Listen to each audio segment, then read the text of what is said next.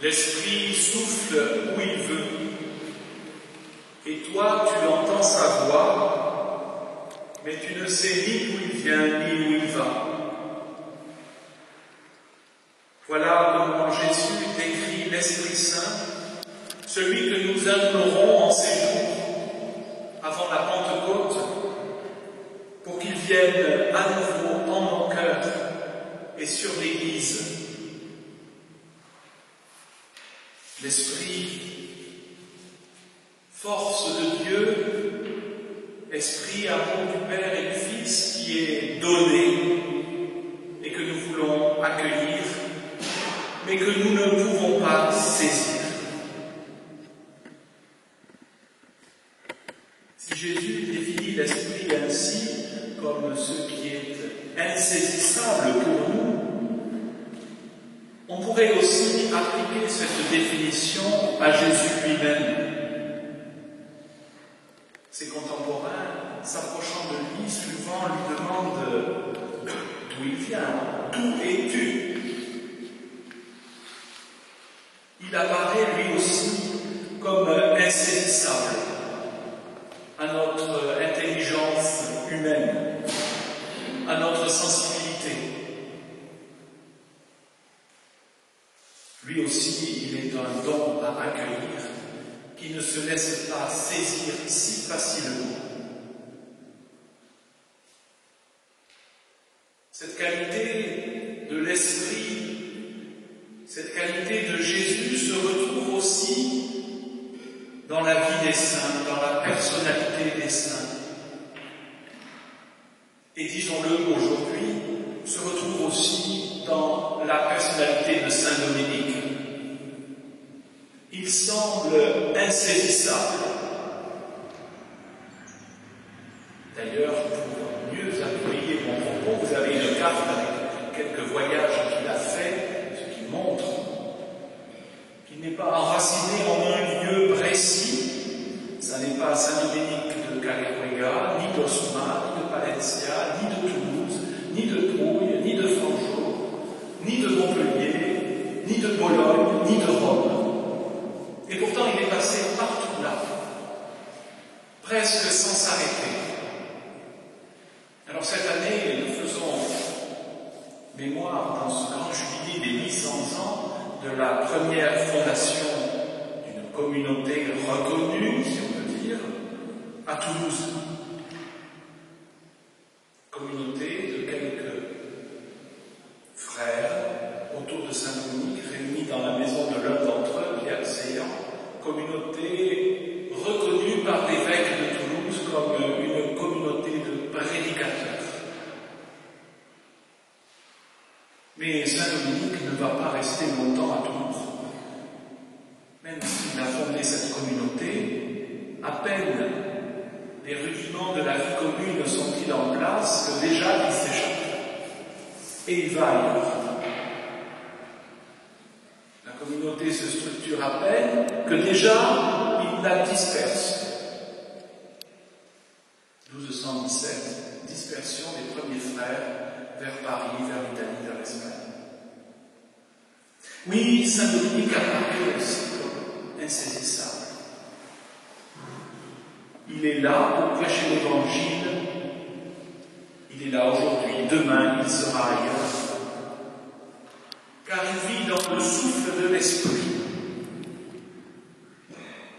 Il se laisse animer par cette force pour aller prêcher l'Évangile.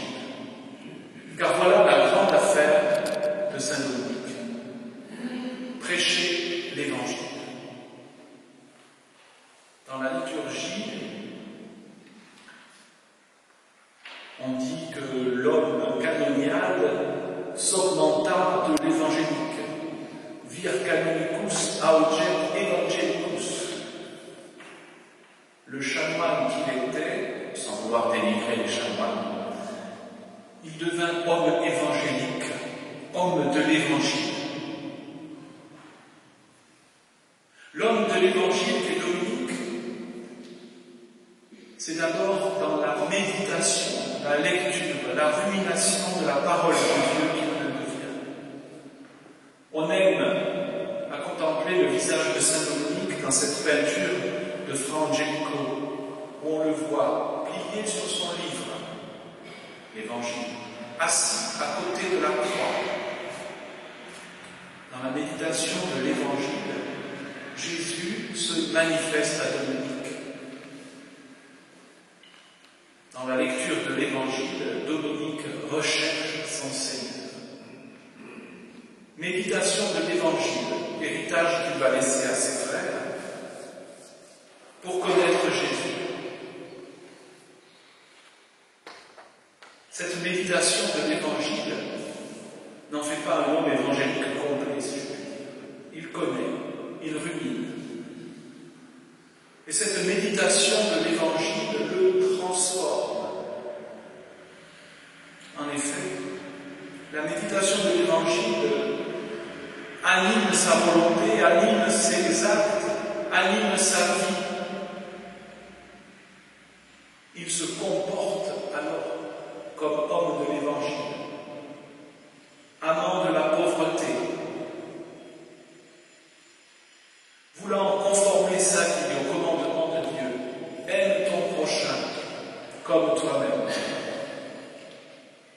Les premiers biographes de saint Dominique ont bien noté que comme il aimait tout le monde l'aimait.